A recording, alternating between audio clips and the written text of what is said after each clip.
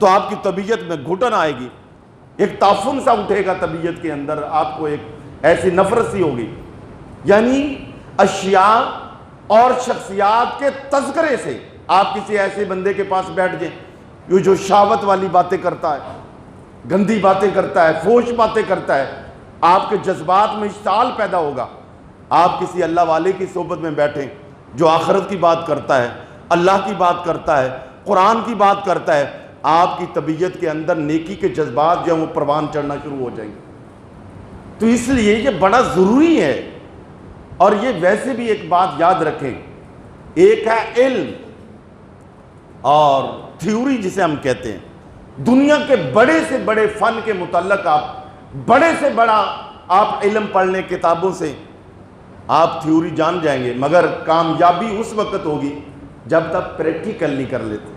Practical کے بغیر آپ کامیاب نہیں ہو سکتے۔ کتابوں کے اندر، انٹرنیٹ پہ، گوگل پہ مختلف احکام دینیہ موجود ہیں اور دین کے مسائل بھی موجود ہیں، مگر ان مسائل میں صحیح دسترس اور ان پر صحیح شرح صدر اور عمل کرنے کا طریقہ اور سلیقہ آپ کو کمال درجہ اس وقت تک حاصل نہیں ہو سکتا جب تک کہ آپ کسی عالم، کسی اللہ والے، کسی صوفی، کسی بزرگ کی صحبت میں نہیں رہیں گے۔ تو پریکٹیکل کے لیے یہ ضروری، اللہ تعالیٰ نے کتب سماویہ نازل فرمائی اور اسی پر ہی کام ہو سکتا تھا، کلام الہی ہے، وحی الہی کافی تھا، مگر اللہ جل شانہ نے ان کتابوں کے ساتھ ساتھ اپنے بزرگ و برتر بندوں کو بھی بھیجا، انبیاء کو مبعوث فرمایا جو ان کتابوں کا پریکٹیکل کر کے مخلوق خدا کے سامنے رکھتے تھے۔ تو اس لیے اچھی صحبت اور سنگت یہ بہت ضروری ہے، ہماری اپنی بھی ہو، ہم اپنے بچوں کی بھی ہوں، اس کے بہت زیادہ اثرات ہیں۔ تو اس کے لیے آپ دیکھیں نبی علیہ الصلوۃ والسلام کو، سرکار دو عالم صلی اللہ علیہ وسلم، ہاں جی، مکے کے اور عرب کے کتنے لوگ جو بدو تھے، پینڈو تھے، دیہاتی تھے، کچھ نہیں آتا تھا، حضور نبی پاک کی صحبت اور سنگت ملی، رضی اللہ عنہ ہو گئے۔ اللہ تعالیٰ نے رضی اللہ کا ان کو ٹائٹل عطا فرمایا۔ حضرت عمر فاروق رضی اللہ تعالیٰ عنہ آپ جب امیر المومنین تھے، 22 لاکھ مربع میل کے سربراہ تھے، آپ ایک علاقے میں جا رہے تھے کہیں مہم پہ بیت المقدس کی طرف، ایک جگہ پہ رک گئے اور وہاں رک گئے، وہاں چٹیل میدان تھا، کچھ چراگاہ تھی، اسے دیکھ کر آنکھوں میں چھم چھم آنسو آ گئے، رونے لگے، ہچکی بندھ گئی، اور پروٹوکول تھا، سربراہ مملکت تھے۔ ساتھیوں نے پوچھا اتنے مضبوط امیر المومنین، سربراہ مملکت، اور ایک فتح کے لیے جا رہے ہیں، حضور کیا یاد آ گیا؟ فرمایا یہ وہ جگہ ہے، یہ وہ چراگاہ ہے جہاں عمر اونٹ چرایا کرتا تھا، اور میرے والد مجھے صرف 5 اونٹ چرانے کے لیے دیتے تھے، مجھ سے 5 اونٹ نہیں سنبھالے جاتے تھے۔ یہ نبی پاک صلی اللہ علیہ وسلم کی صحبت اور سنگت کا اثر ہے۔ جس کو 5 اونٹ نہیں چرانے آتے تھے، آج اللہ نے 22 لاکھ مربع میل پہ پھیلی ہوئی سلطنت کا اللہ نے سربراہ بنا دیا، اور آج بندوں کو کنٹرول کر رہا ہے۔ آج دنیا لائے تو صحیح عمر فاروق جیسا کوئی ایڈمنسٹریٹر، آپ جیسا کوئی عادل حکمران دکھائے تو صحیح۔ یہ کیا تھا؟ یہ نبی علیہ السلام کی صحبت اور سنگت کا فیض ہے۔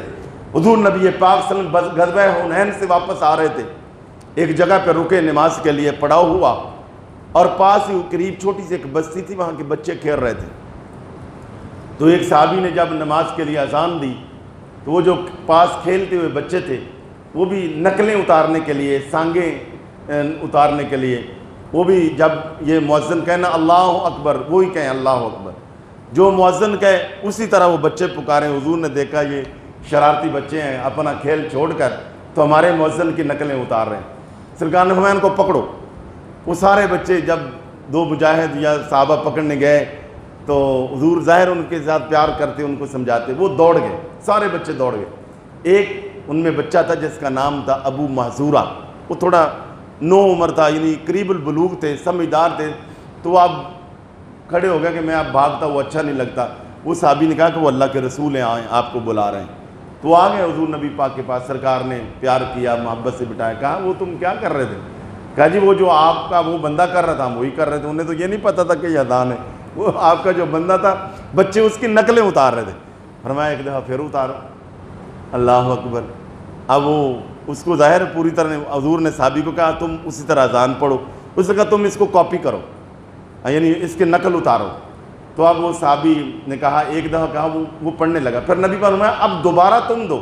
اس نے اذان دی آہستہ، حضور نے فرمایا اونچی آواز سے دو، اونچی آواز سے اذان دی۔ اچھا جب وہ آتے نا اشہد ان لا الہ الا اللہ یہاں تک پڑھتے، جو کہ تھوڑا بہت اللہ پہ ان کا بلیو تھا، تو محمد رسول اللہ تو یہی تو ان کا اختلاف تھا، تو اس پہ چپ ہوئے۔ نبی پاک نے چلو اب ایسے نقلیں اتارنے کے لیے کہہ رہے ہیں، کہہ لو۔ اس نے کہا 2 مرتبہ اونچی آواز سے جب یہ کہا، اذان پڑھی اس طریقے سے، سبحان اللہ، نبی پاک نے شاباش دی، فرمایا جاؤ ٹھیک ہے۔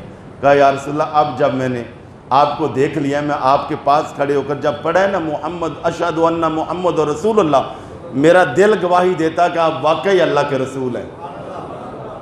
یہ دیکھیں یہ صحبت کا اثر ہے، وہاں کھڑے تھے تو نقلیں اتار رہے تھے، ایسے صحبت میں آ گئے، حضور کی نظروں میں آ گئے، سرکار کی نظر کا توجہ ہوئی تو وہی جو نقلیں اتار رہے تھے، تو حضور نبی پاک نے ان کو دعا دی۔ آپ کو یہ پتہ ہونا چاہیے کہ صحابہ کی جماعت میں حضرت بلال کے بعد مؤذن رسول کا جس کا بڑا نام ہے وہ حضرت ابو محذورہ رضی اللہ تعالیٰ عنہ۔